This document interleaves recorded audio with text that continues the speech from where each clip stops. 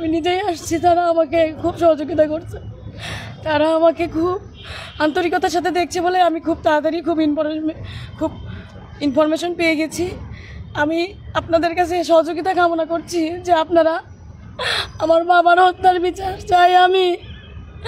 আপনারা এই বিষয়ে আমার সহযোগিতা করবেন, আপনারা নিউজ করবেন, আপনারা জানাবেন, আপনারা সারা বাংলাদেশ সহ সারা ওয়ার্ল্ডের সব জায়গায় আপনারা আলোড়ন সৃষ্টি করে দেন যেন আমার বাবার হত্যার আমি বিচার পাই।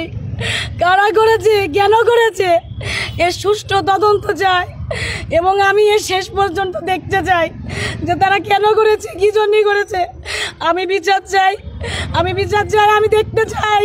তাদের কর্মকর্তা, আমাদের তদন্তকারী কর্মকর্তারা কিন্তু কাজ করেছেন ও নিবিড়ভাবে আমরা ইন্ডিয়ান পুলিশের সাথে কাজ করছি এবং আমাদের কাছে কয়েকজন আছে, তাদের সাথে আমরা প্রতিক্ষণেই কথা বলছি, অনেক তথ্য পাচ্ছি।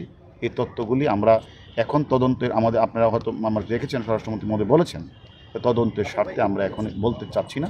আমরা মনে করি যে একজন বাংলাদেশি পার্লামেন্ট মেম্বারকে যেভাবে বাংলাদেশের কিছু অপরাধীরা যেভাবে নৃশংস হত্যা করেছে, আমরা কয়েকজনকে আইনের আওতায় নিয়ে আসছি, বাকি যারা রয়েছে প্রত্যেককে আমরা আইনের আওতায় নিয়ে আসবো এবং বিচারের মুখোমুখি আমরা দাঁড় করাবো। আমরা তদন্তের স্বার্থে, যেহেতু আমাদের মাননীয় স্বরাষ্ট্রমন্ত্রী অলরেডি আপনাদেরকে বলেছেন, তদন্তের স্বার্থে আমরা আসলে এই মুহূর্তে বলতে চাচ্ছি না। যেহেতু মেয়েটা এসেছেন আমাদের কাছে, মামলা রুজু করতে চায়, আমাদের কাছে হেল্প চাইতে এসেছে, আমরা আজকেই সেই মামলাটা রুজু হবে শেরেবাংলা নগর থানা।